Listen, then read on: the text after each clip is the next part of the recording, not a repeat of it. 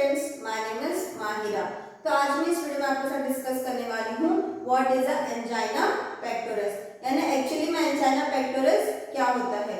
So angina pectoris is a severe chest pain. अब severe chest pain यानी एक तरह का सफोकेशन फील होना या फिर घुटन फील होना, जिसको हम क्या बोलते हैं, स्ट्रेंगलिंग इन द चेस्ट। अब वो रीजन यानी क्यों होता है, उसका रीजन क्या है एंजाइना पेक्टोरस का, या फिर अकर कैसे होता है। सो एंजाइना पेक्टोरस क्या है, एक कार्डियोवैस्कुलर सिस्टम का डिजीज है या फिर हार्ट डिजीज है। So it may be related to the heart. तो फर्स्ट क्या है हमारा हार्ट। अभी हार्ट का फंक्शन क्या होता है, हार्ट क्या करता है, पूरी बॉडी के अंदर ब्लड सप्लाई करता है। वो ब्लड क्या होता है, ऑक्सीजनेटेड ब्लड होता है। तो हार्ट दैट कैरीज और that supply blood which is oxygenated through out the body और ऑर्गन्स ऑफ द बॉडी। अभी हार्ट को पूरे बॉडी के अंदर ब्लड ट्रांसफर करने के लिए भी कुछ अमाउंट में ब्लड की रिक्वायर होती है। So heart also require blood to pump the blood throughout the body. अब वो ब्लड हार्ट को कैसे मिलेगा, ठीक है। तो फर्स्ट क्या है हमारा, हार्ट की टोटल कितनी लेयर्स होती है, 3 लेयर्स होती है। तो फर्स्ट क्या हमारा एपिकार्डियम, जिसको हम क्या बोलते हैं, outer layer of the heart. Second कौन सा हमारा मायोकार्डियम, जिसको क्या बोलते हैं हम, middle layer of the heart. और थर्ड लेयर कौन सी होती है, इनर लेयर यानी एंडोकार्डियम।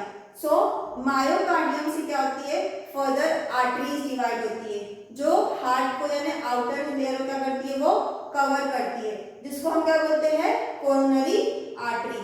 कोरोनरी आर्टरी क्या करती है, हमारे हार्ट को ब्लड पंप करती है, जिसकी वजह से क्या होता है, हमारा ब्लड क्या होता है, वो पूरा हार्ट के अंदर पहुंचता है। तो अगर ये कोरोनरी आर्टरी अगर ब्लॉक हो गई, ठीक है, या फिर नैरो हो गई, जिसके क्यों होता है वो ब्लॉक और narrow, due to the deposition of fat और कोलेस्ट्रॉल, उसकी वजह से क्या होगा, हमको सांस लेने में तकलीफ होगी। तो उसको हम किस में कंसीडर करते हैं, as a severe chest pain के अंदर, या फिर एंजाइना पेक्टोरस। एंजाइना पेक्टोरस क्या होता है, सिंपली आर्टरीज या कोरोनरी आर्टरीज क्या हो जाती है, ब्लॉक हो जाती है या फिर नैरो हो जाती है, जिसकी वजह से जो भी हमारा ऑक्सीजन लेवल रहता है वो भी डिक्रीज होता है। तो उसको हम क्या बोलते हैं, as a angina pectoris. So next is what are the causes of angina pectoris. तो mostly there are 3 cause. First one is the atherosclerosis. अब एरिथ्रोस्क्लेरोसिस क्या होता है, तो एरिथ्रोस्क्लेरोसिस यानी कोरोनरी आर्टरी। कोरोनरी आर्टरी क्या करती है, हमारे हार्ट को ब्लड सप्लाई करती है in the form of oxygenated blood, या फिर ऑक्सीजन कैरी करती है कहाँ तक, हार्ट के लिए। तो जब भी वो कोरोनरी आर्टरीज के अंदर फैट डिपोजिशन या फिर कोलेस्ट्रॉल डिपोजिशन होना स्टार्ट होगा, तो उसको हम क्या कंसीडर करेंगे, एज अ एरिथ्रोस्क्लेरोसिस, ठीक है। अभी क्या हुई, हमारी नॉर्मल आर्टरी हो गई, ठीक है। अब वो एरिथ्रोस्क्लेरोसिस की कंडीशन के अंदर क्या होता है, जो हमारे नॉर्मल आर्टरीज की जो लेयर्स रहती है उसमें क्या हो जाता है, फैट और कोलेस्ट्रॉल डिपोजिशन स्टार्ट हो जाता है, जिसको हम क्या कंसीडर करेंगे, एज अ एरिथ्रोस्क्लेरोसिस, यानी fat deposition in the layer of the arteries. अब सेकेंड कॉज क्या है हमारा, कोरोनरी वैसोस्पैसम। कोरोनरी वैसोस्पैसम के अंदर क्या होता है, जो हमारी नॉर्मल कोरोनरी आर्टरी रहती है वो क्या हो जाती है, सडनली नैरो हो जाती है या फिर स्क्वीज हो जाती है, जिसकी वजह से क्या होता है, ऑक्सीजन या फिर ब्लड क्या होता है, हार्ट तक का प्रॉपरली नहीं पहुंच पाता है। तो उसको क्या बोलते हैं हम, कोरोनरी वैसोस्पैसम, यानी sudden narrowing of the blood vessels. Clear है इतना। So what are the causes of the angina pectoris. तो मोस्टली 3 कॉजेस है। First one is the atherosclerosis, next is the coronary वैसोस्पैसम।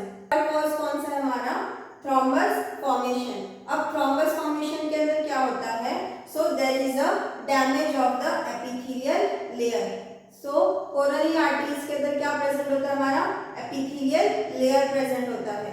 Epithelial क्या प्रोड्यूस करता है, तो nitric oxide और prostacyclin secret करता है, जिसके वजह से क्या होता है, जब भी हमारी कोरोनरी आर्टरीज हार्ट को ब्लड सप्लाई करता है तो वो इजीली ब्लड सप्लाई हो, जिसके वजह से हमारा एपिथेलियल क्या कॉज करता है, क्या सीक्रेट करता है, तो नाइट्रिक ऑक्साइड और प्रोस्टासाइक्लिन।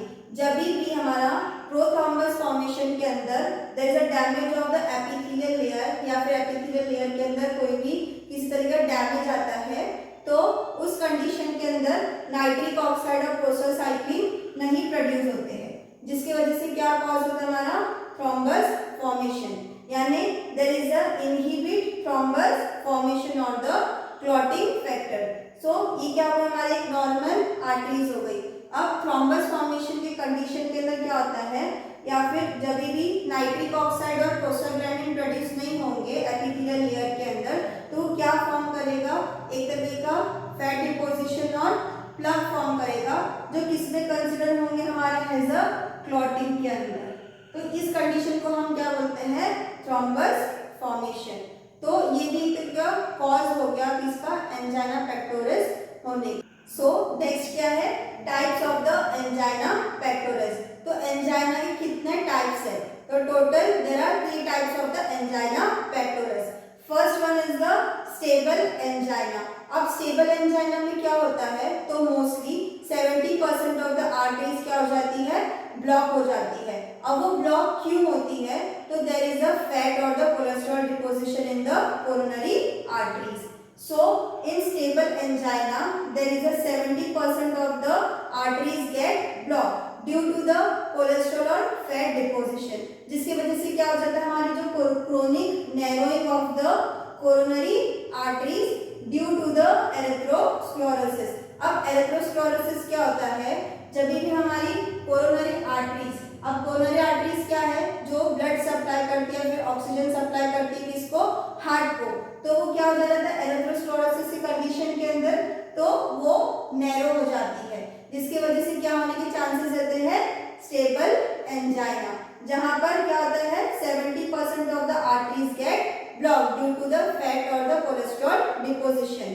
ठीक है, अभी मोस्टली कब अकर होता है, तो जब भी हम कोई भी हार्ड वर्क करते हैं या फिर एक्सरसाइज करते हैं या फिर वॉकिंग करते हैं, वो कंडीशन के अंदर क्या होता है, हमारा ऑक्सीजन लेवल या फिर ब्लड डिमांड लेवल क्या हो जाता है, इंक्रीज हो जाता है।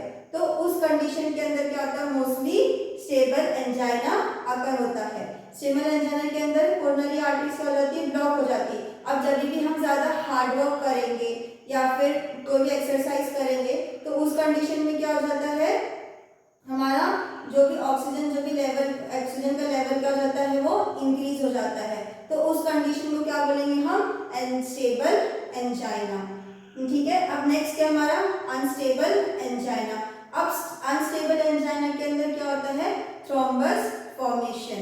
अब वो थ्रोम्बस फॉर्मेशन क्या होता है, जैसे कि हमारी कोरोनरी आर्टरीज रहती है, कोरोनरी आर्टरीज के अंदर क्या प्रेजेंट होता है, एपिथेलियल लेयर्स प्रेजेंट होता है, जो क्या सीक्रेट करता है, नाइट्रिक ऑक्साइड और प्रोस्टासाइक्लिन, जिसकी वजह से जो भी हमारा हार्ट को ब्लड पहुंचता है उसके बीच में कोई भी क्लॉटिंग या फिर ब्लड फॉर्मेशन नहीं होता है। जब भी हमारी एपिथेलियल लेयर डैमेज हो जाएगी, जिसकी वजह से क्या होता है, नाइट्रिक ऑक्साइड और प्रोस्टासाइक्लिन वो भी प्रोड्यूस नहीं होंगे, तो वहां पर क्या हो जाता है, हमारा जो भी फैट डिपोजिशन रहता है या फिर वहां पर क्या होगा, वो किसमें कन्वर्ट होंगे, हमारा ब्लड क्लॉटिंग के अंदर या फिर थ्रोम्बस फॉर्मेशन के अंदर। तो अनस्टेबल एंजाइना को हम अदर वर्ड में क्या डिस्क्राइब करेंगे, एज अ क्रिस्टेनोडो एंजाइना। ठीक है, जहां पर क्या होता है, caused during the formation and the dilution of the blood clot, thrombus formation जिसको हम बोलते हैं। अभी मोस्टली कब अकर होता है, तो occurs at the rest condition. Clear है, इतना क्या होता है, सिंपल। स्टेबल एंजाइना का मतलब होता है 70% of the arteries get block due to the atherosclerosis. अब एथेरोस्क्लेरोसिस क्या होता है, यानी जो हमारी कोरोनरी आर्टरीज रहती है वो क्या हो जाती है, ब्लॉक हो जाती है या फिर नैरो हो जाती है due to the fat deposition. Next है हमारा अनस्टेबल एंजाइना। अनस्टेबल एंजाइना की कंडीशन क्या अंदर क्या होता है, जो भी हमारी कोरोनरी आर्टरीज रहती है वो क्या हो जाती है, उसके अंदर ब्लड क्लॉटिंग या फिर थ्रोम्बस फॉर्मेशन होना स्टार्ट हो जाता है, जिसको हम क्या बोलते हैं, unstable angina. Unstable angina mostly eight the rest position पे अकर होती है, और स्टेबल एंजाइना जब भी हम कोई भी हार्ड वर्क करते हैं या फिर एक्सरसाइज करते हैं, जिसके अंदर क्या होता है, हमारा ऑक्सीजन लेवल क्या हो जाता है, डिमांड ऑफ ऑक्सीजन क्या होता है, इंक्रीज हो जाता है। तो उस कंडीशन को हम क्या बोलते हैं, stable angina. Third one is the Prinzmetal angina or vasospastic और द वेरिएंट एंजाइना। अब प्रिंसमेटल एंजाइना क्या होता है, जहां पर जो कोरोनरी आर्टरीज रहती है वो क्या हो जाती है, नैरो हो जाती है या फिर स्क्वीज हो जाती है, जिसकी वजह से जो भी ब्लड फ्लो रेट रहता है वो क्या हो जाता है, डिक्रीज हो जाता है या फिर रिड्यूस हो जाता है। सो उस कंडीशन को हम क्या बोलेंगे, Prinzmetal angina or the variant angina. So in which coronary vasospasm, यानी ब्लड वेसल्स क्या हो जाते हैं, नैरो हो जाते हैं या फिर स्क्वीज हो जाते हैं, जिसकी वजह से क्या हो जाता है, reduce in the blood flow. अब ये कब अकर होता है, तो mostly occurs at the rest और द स्ट्रेस पोजीशन के अंदर। So next is the pathophysiology of angina pectoris. So first is the ischemic heart disease. अब इस्केमिक हार्ट डिजीज क्या होता है, यानी इस्केमिक का मतलब होता है जब भी हमारे हार्ट को सफिशिएंट अमाउंट ऑफ ऑक्सीजन नहीं पहुंचता है तो उस कंडीशन को हम क्या बोलते हैं, इस्केमिक हार्ट डिजीज। यानी जब भी हार्ट को सफिशिएंट अमाउंट में ब्लड या फिर ऑक्सीजन नहीं मिलता है तो उसको हम किस में कंसीडर करेंगे, as a ischemic heart disease के अंदर, जिसकी वजह से क्या होता है, एंजाइना पेक्टोरिस कॉज होता है। तो एंजाइना पेक्टोरिस यानी एक तरह का सिम्टम्स है किसका, हार्ट डिजीज का, जब भी हमारे हार्ट को सफिशिएंट अमाउंट में ऑक्सीजन या फिर ब्लड नहीं पहुंचता है। ठीक है, तो according to the types of the angina pectoris, तो सेम उसकी क्या है, पैथोफिजियोलॉजी है। अभी टाइप्स ऑफ एंजाइना में क्या थे, टोटल हमारे 3 टाइप्स थे, स्टेबल एंजाइना, अनस्टेबल एंजाइना और अ वेरिएंट एंजाइना। तो सेम एज इट इज हमारे किस में है, पैथोफिजियोलॉजी के अंदर है। तो फर्स्ट क्या कंडीशन है हमारा, ischemic heart disease. Ischemic heart disease के अंदर क्या होता है, जब भी हमारे हार्ट को सफिशिएंट अमाउंट ऑफ ब्लड या फिर ऑक्सीजन नहीं पहुंचता है तो क्या होता है, इस्केमिक हार्ट डिजीज होता है, जिसके वजह से क्या कॉज होता है, एंजाइना पेक्टोरिस। तो फर्स्ट टाइप क्या था हमारा, स्टेबल एंजाइना क्यों कॉज होता है, ड्यू टू द एरिथ्रोस्क्लेरोसिस। अब एरिथ्रोस्क्लेरोसिस किसके अंदर आता है हमारा, टिपिकल एंजाइना। तो स्टेबल एंजाइना और प्लग रप्चर प्लेटलेट फॉर्मेशन, ये कंडीशन किसकी थी, अनस्टेबल एंजाइना की। तो एरिथ्रोस्क्लेरोसिस का मतलब क्या होता है, deposition of the fat and cholesterol in the arteries, वो किसकी कंडीशन थी, स्टेबल एंजाइना की।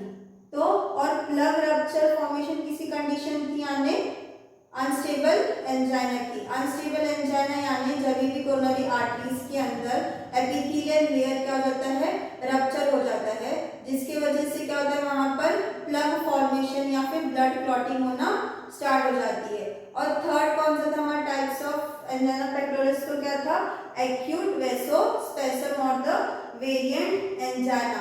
वेरिएंट एंजाइना की कंडीशन के अंदर क्या होता है, जो भी हमारे कोरोनरीज की ब्लड वेसल्स रहता है वो क्या हो जाता है, नैरो हो जाता है या फिर स्क्वीज हो जाता है। तो ये सारी कंडीशन को मिलाकर क्या बनता है हमारा, symptoms of the angina pectoris या फिर pathophysiology of the angina pectoris. इतना क्लियर है। अगर आपको मेरा वीडियो अच्छा लगा तो please like share subscribe to my channel. Thank you.